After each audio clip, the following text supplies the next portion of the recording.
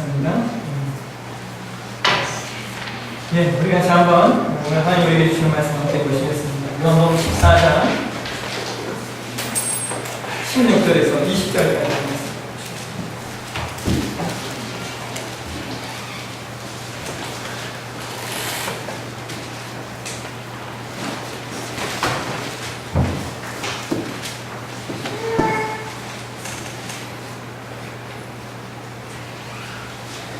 요한복음 14장 16절에서 20절까지 말씀 우리가 한 목소리로 이렇게 올리겠습니다. 내가 아버지께 말했으니 그가 또 다른 보혜사를 너희에게서 영원토록 너희와 함께 있게 하니 그는 진리이다. 세상은 눈이 그를 받지 못하니 이는 그를 보지도 못하고 알지도 못한다. 그러나 너희는 그를 아니 그는 너희와 함께 거하시며 또 너희에게 주시겠으나 내가 너희들과 같이 버려두지 아니하고 너희들로 오리라. 조금 있으면 세상은 다시 나를 두고할 것인데 너희는 나를 보니 이는 내가 살아있고 너희도 살아있을 것이니라. 그날에는 내가 아버지 안에 너희가 너희 안에 내가 너희 안에 있는 것을 너희가 알리라. 아멘.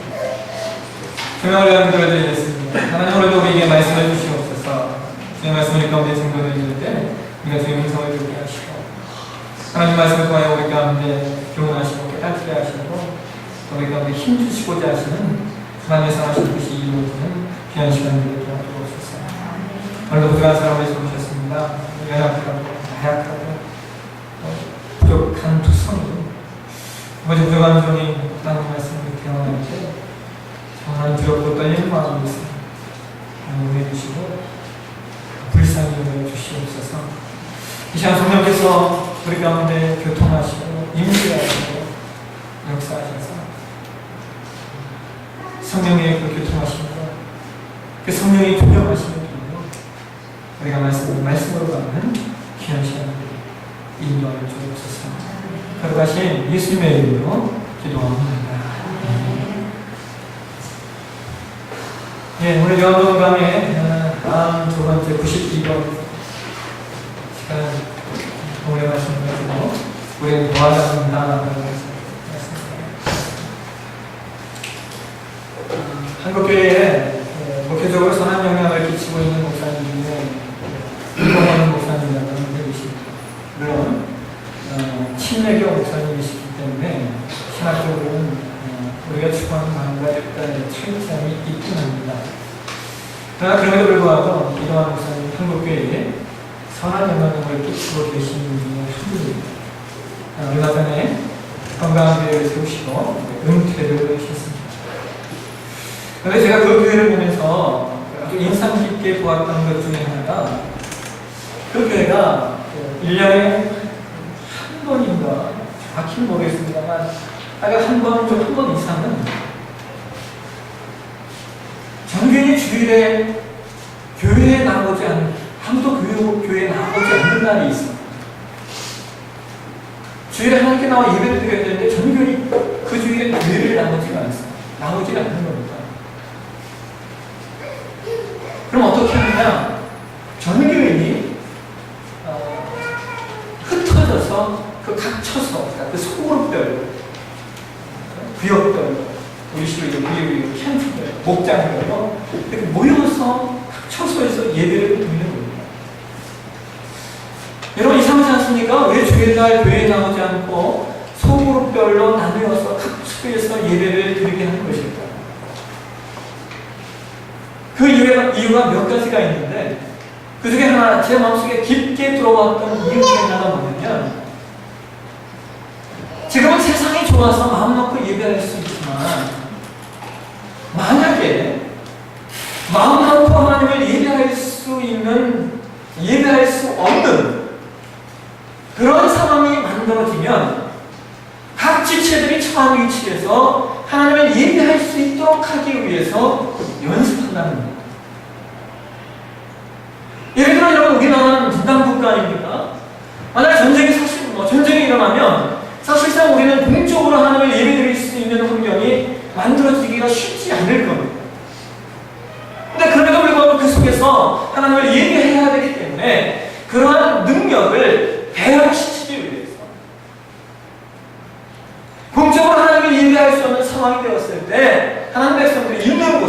교회 성부에서 예배할 수 없는 상황이 되었을 때 있는 곳에서 믿는 지체들이 함께 모여 하나님을 예배하게 하기 위해서 그 환경을 시범 삼아 해본다는 겁니다. 저는 이런 모습을 보면서 마음속에 그런 마음이 들었습니다. 만약 우리가 지금과 같이 편하게 신앙생활할 수 없는 상황이 우리 가운데 만들어진다면 과연 한국교회 신자들 가운데 가까이 있는 우리 가운데 과연 몇 사람이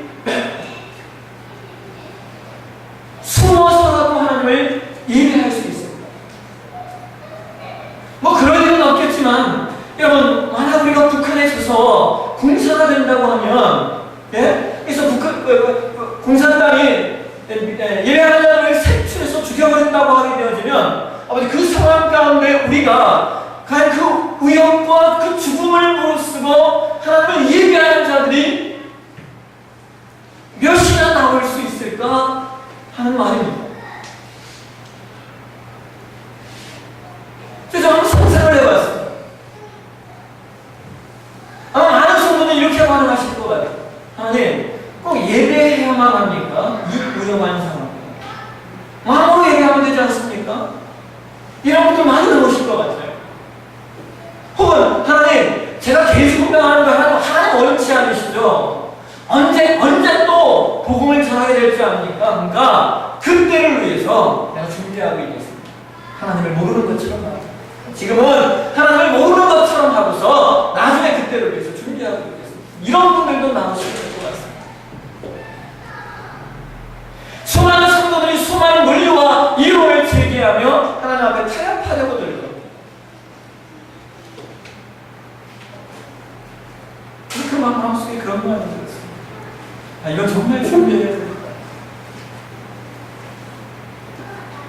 평안할 때 느끼지 못하고 고난과 환난과 위험의 그 순간 앞에 우리가 어떻게 하나님을 예배할 수 있는 자로 세워질 것인가를 우리가 마음으로 준비할 수 있어야 되겠다 하는 생각이 들은 것 같습니다.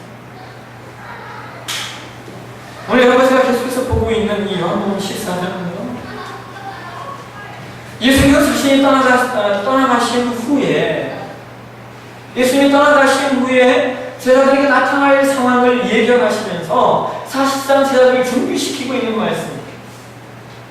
여러분, 요한복음 13장에서 예수님께서 가룟 유다가 자신을 팔 것에 대해서 예견하십니다. 그러자 가룟 유다가 예수님을 진짜 팔기 위해서 집을 나갑니다. 예수님은 이제 시간이 얼마 남지 않았음을 아시고 이제 제자들에게 마지막 말씀을 나누십니다. 그래서 여러분, 요한복음 13장 31절 이하부터 14장, 15장, 그리고 16장까지를 우리가 다락방 강화라고 부릅니다. 그러니까 이것은 제자들에게 주시는 예수님의 마지막 설교요, 마지막 가르침입니다.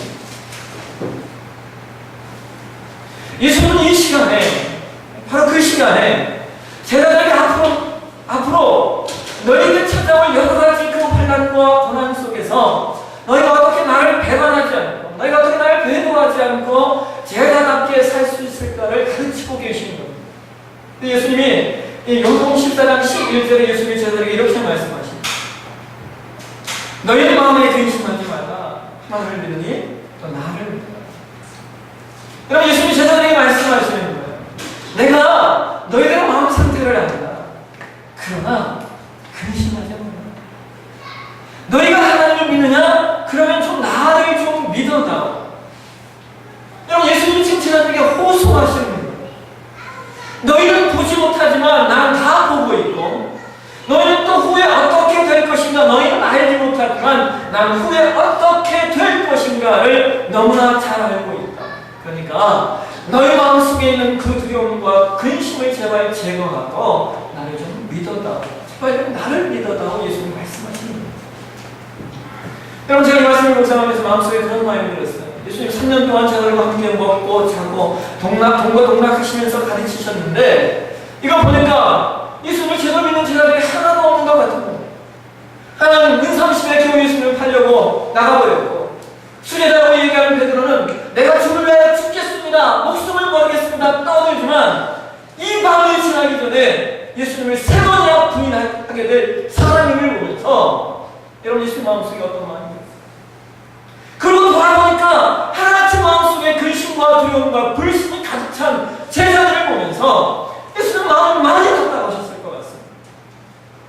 그래서 여러분 14장과 1절 이하의 내용을 보시면요, 제자들이 막 질문하잖아요. 도마도 질문하고 빌립도 질문하고 이 질문에 예수님이 응답하시면서 계속적으로 결론을 어떻게 내시고 계시냐면요, 이렇게 결론을 냅니다. 좀 믿어라. 좀 믿어라. 결론이 그거예요. 믿어다오입니다. 믿어다오. 그러고 나서 예수님은 너희가 믿을 수 있는 근거에 대하여 말씀을 이어가고 계세요. 그 첫 번째 근거가 뭡니까? 우리가 지난 시간에 보았듯이 너희가 기도할 수 있다는 말입니다. 너희가 기도할 수 있다면 나를 좀 믿어다오 말씀하십니다. 너희가 왜 근심할 필요가 없느냐? 기도할 수 있기 때문에 근심할 필요가 없다는 겁니다. 어제 우리가 영적 전쟁과 중국 전쟁을 했는데 성경은 그런 말씀하죠. 기도가 세계 지도를 바꾼다라는 거예요. 기도가 세계 지도를 바꾼다. 예전에 제가 여러분과 나눴듯이, 여러분 소련이 붕괴될 때 세계의 중보 기도자들이 모여서 기도하고 있었어요. 이미 열방의 중보 기도 하시는 분들은 소련이 붕괴될 것을 알고 있었어요. 기도하고 있었어요. 자, 소련이 붕괴되니까 세계의 지도가 바뀌었지 않습니까? 제가 최근에 들은 소식에 의하면 소련이 붕괴될 때 이미 중보 기도하시는 분들이 그것을 알고 있었음에도 불구하고 소련이 붕괴된 다음에 교회가 어떤 일을 해야 될지에 대한 체계적인 계획이 그 당시에는 없었대요. 그래서 그때 어떤 일들이 여러분 일어나는 줄 아십니까? 그 나라와 그 땅에 교회보다 이단들이 더 먼저 들어갔어요. 그래서 그 선행적 경험을 한 기도하시는 분들이 이제 세계 마지막 분단국가 아니에요. 이 한국을 보면서 중보하면서 만약 북한의 문이 열렸을 때 그럼 기독교가 해야 될 일이 무엇인가를 위하여 준비하고 있습니다. 그럼 그들이 하고 있는 일 중에 하나가 뭔지 아십니까? 그분들이 지금요 성경을 만들고 있습니다. 성경. 그러니까 성경을 지금 막 만들어서 쌓아두고 있어요. 왜냐하면 북한의 문이 열렸을 때 성경을 막 뿌려야 돼요. 성경이 없으면 안 되니까 성경을 막 만들어서 쌓아두고 있어요. 그 다음에 그들이 하고 있는 일이 뭐냐? 두 번째, 재정을 준비하고 있어요. 기금을 마련하고 있어요. 아주 엄청난 기금을 지금 이렇게 쌓아가고 있어요. 왜냐하면 열릴 땅을 준비하면 늦으니까. 열리자마자 그 재정을 다 갖고 들어가서 복음만을 이루어야 되니까 그 일을 지금 준비하고 있습니다. 이런 모습을 보면서 제 안에 그런 마음이 들었어요. 여러분, 가장 무서운 사람은 기도하는 사람인 것 같아요. 기도하는 사람은 남들이 보지 못하는 것을 보고 남들이 깨닫지 못하는 걸 깨닫는 거예요. 그래서 기도하는 사람은 비록 몸은 오늘을 살고 있지만 정신과 마음은 미래를 보고 있는 거예요. 우리가 왜 근심하지 말아야 하는가? 기도할 수 있기 때문에. 다음으로 예수님은 우리가 근심해야 할 이유가 없는, 우리가 근심하지 말아야 될 그 근거를 오늘 저와 여러분이 분석한 말씀을 통해 말씀하고 계시죠. 함께 14장 16절 17절 같이 한번 읽겠습니다. 시작. 내가 아버지께 명하겠으니 그가 또 다른 보혜사를 너희에게 주사 영원토록 너희와 함께 있게 하리니 그는 진리의 영이라 세상 능인들을 받지 못하니 이는 그를 보지 못하고 알지 못하느냐. 그러나 너희는 그를 알아니 그는 너희와 함께 거하시며 또 너희 속에 계시겠습니다. 앞날에 대한 두려움, 앞길에 대한 근심이 있는 제자들에게 예수님 말씀하시죠. 두려워하지 마라. 근심하지 마라. 왜요? 하나님께서 너희에게 또 다른 보혜사를 주실 것이기 때문입니다. 여러분, 이 보혜사라는 단어는요, 이 헬라어 원어에 파라크레토스라고 얘기해요. 보혜사, 파라크레토스.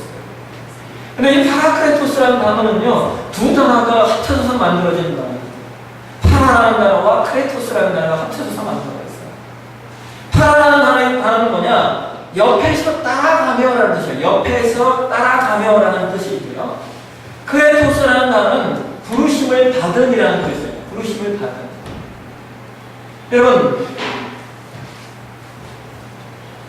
우리가 우리를 뭐라고 얘기합니까? 우리를 우리는 교회라고 부릅니다. 그렇죠? 교회. 근데 교회라는 단어의 헬라어 원어가 뭔지 아십니까? 여러분 이런 단어는 좀 알고 계셔야 돼요. 에클레시아라고 얘기해요. 교회는 에클레시아. 근데 이 에클레시아라고 하는 단어가 뜻이 뭐냐면 불러내심을 받음이라는 뜻이에요. 그러니까 크레토스라는 단어와 에클레시아라는 단어는 똑같은 의미를 가지고 있어요. 그래서 보혜사라는 단어를 우리 한국말로 직역하면 이거예요. 옆에 따라가도록 부르심을 받은 자라는 뜻이에요. 옆에 따라가도록 부르심을 받은 자, 그분이 보혜사예요. 보혜사.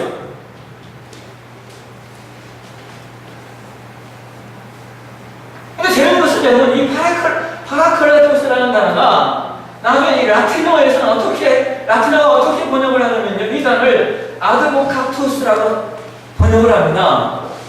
근데 더 재밌는 것은 이 라틴어 아드보카투스라고 하는 단어가 나중에 영어로 어떻게 또 번역이 되냐면 이 단어가 advocate라는 단어로 또 번역이 됩니다. 이 advocate라는 단어가 뭐냐면 이 변호사라는 말이에요. 변호사.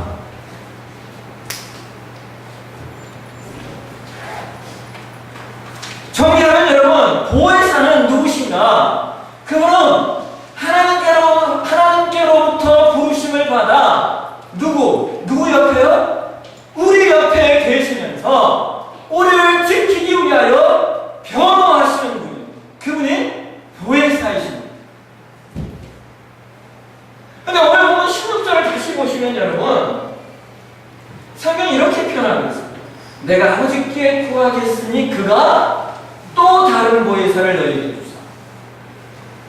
여러분, 또 다른 보혜사래요. 여러분, 이 말은 뭐냐면 뭐가 있다는 걸 전제하는 거예요. 원보혜사가 있다는 거예요. 자, 원보혜사는 누구를 말하는 거예요? 예수님이십니다. 성경은 예수님을 중보자라고 말하고 있지 않습니까? 중보자라고 하는 말에는요, 대원자라고 하는 의미가 같이 들어있습니다. 그러니까 원보혜사는 예수님이십니다. 근데 예수님은 지상 사역을 마치시면 어디로 돌아가십니까? 다른 나라로 돌아가셔요. 예수님 돌아가시면 변호자가 우리에게 없어지는 겁니다. 그래서 오늘 예수님은 근심과 절망 가운데 빠져있던 제자들에게 미리 말씀하시는 거예요. 하나님께서 또 다른 보혜사를 너희에게 주실 것이다. 그분이 너희 곁에 있어서 너희를 변호하고 너희를 보호해주실 것이다. 그러니까 너희의 근심과 걱정을 벗어버려라 말씀하시는 겁니다. 자, 여러분, 그러면 이 보혜사가 누굽니까? 이 보혜사가 누구예요? 성경은 14장 17절에 그렇게 말하고 있어요. 네? 그는 진리의 영이다. 그 다음에 14장 26절 보실까요? 이렇게 말합니다. 보혜사, 곧 아버지께서 내 이름으로 보내실 성령이라고 말하고 있습니다.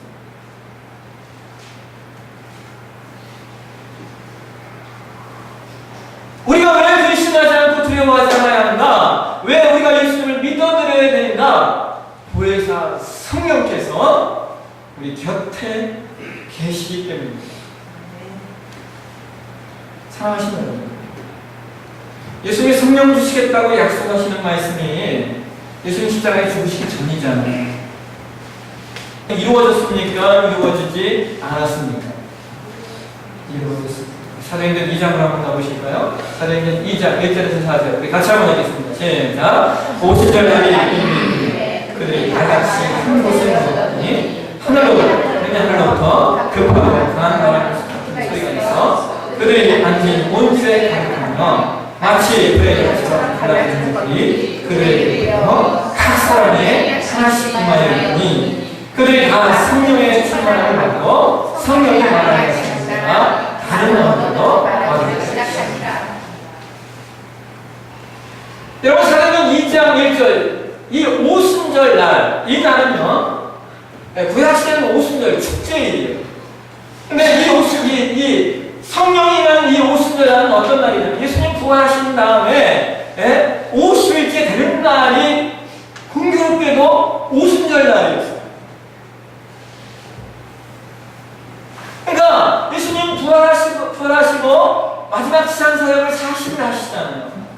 그러니까 예수님이 40일 지상사역을 하시고 승천하신 그 다음, 그러니까 한 열흘 후쯤에 어떤 역사가 일어나는가? 성령의 역사가, 성령의 인자의 역사가 일어나는 겁니다. 자, 여러분, 예수님 부활 승천하신 다음에 예수님을 따랐던 사람들이 뭐 하고 있었을까요? 네? 그 시간 동안 그들의 했던 일을 다루고 있는 말씀이 사도행전 1장일 거 아닙니까? 그죠? 2장에 성령께서 임하셨으니까 그 기간 동안 예수님 승천하신 다음에 그 기간 동안 제자들과 예수님을 따르는 사람들이 뭐 하고 있을까를 살펴볼 수 있는 말씀은 사도행전 1장이에요.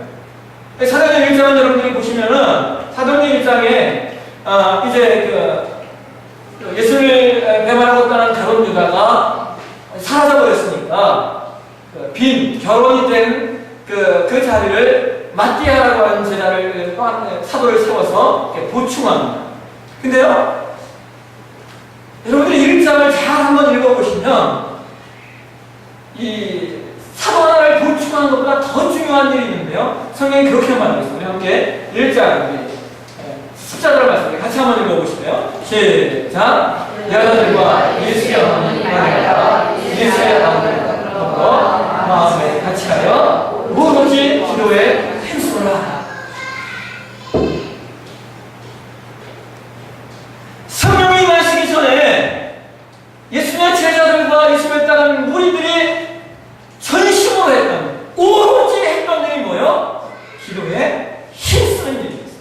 자, 여러분 오늘 본문으로 다시 한번 들어가 보실까요? 예수님께서 마음에 근심이 가득 찬 제자들에게 먼저 무엇을 요구하셔요? 기도해라. 기도해라 요구하셔요. 내 이름으로 무엇이든지 내게 구하면 내가 행할 거다. 그러니까 기도해라. 그리고 이어서 주시는 말씀이 오늘 본문의 말씀이에요. 내가 아버지께 구해서 너희에게 또 다른 보혜사, 즉 성령을 주시겠다 말씀하십니다. 사랑하십니까? 하나님의 성령이 성령 충만함에 은혜를 누릴 수 있는 비결은 단 하나입니다.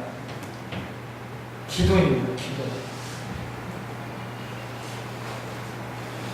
하나님의 성령은 성령이 동행하는 삶, 성령이 함께 하시는 삶, 성령의 충만한 삶을 살아야 비로소 하나님 백성이 되어집니다. 근데 그 성령의 충만함의 삶을 어떻게 살 수 있느냐? 기도하는 거예요, 기도. 성경은 누가복음 11장 13절에 이런 말씀을 하십니다. 우리 같이 한번 읽겠습니다. 시작. 너희가 약속을 들고 좋은 것을 자식에게 줄 줄 알거든 하물며 너희 하늘 아버지께서 구하는 자에게 성령을 주시지 않겠느냐. 구하는 자에게 성령을 주시지 않겠느냐. 여러분 오늘 우리에게 제사들과 같은 그런 마음의 근심과 두려움과 걱정이 있으십니까? 기도하여 성령의 충만을 받으십시오. 그럼 보혜사 되신 성령께서 우리 옆에 서서 우리를 보호하시고 우리를 변호하시고 우리를 승리로 이끄실 것입니다. 신자 중에 가장 무서운 사람은 누구냐? 기도하여 성령 충만한 사람. 가장 무서운 하나님의 사람, 기도하여 성령 충만한 사람. 제가 이 말씀을 준비하면서 제가 18절 말씀에서 한동안 멈추어 있었습니다. 18절 말씀 주시죠. 같이 한번 읽겠습니다. 시작. 내가 너희를 고아와 같이 버려두지 아니하고 너희를 위하리라. 그렇습니다. 우리는 고아가 아닙니다. 우리는 부하가 아니에요. 우리 아버지 하나님이 계시고요. 우리를 사랑하셔서 자신의 생명을 버리셨던 예수님이 계시고 지금도 성령께서 날마다 우리와 함께 하시고 우리를 지키시고 인도하시고 이 어려운 시간들 저와 여러분이 기도하시면서 성령의 충만함을 보다 우리가 그와 같은 존재가 아닌데 확인하시고 증명하시고 저와 여러분이 되시고 주님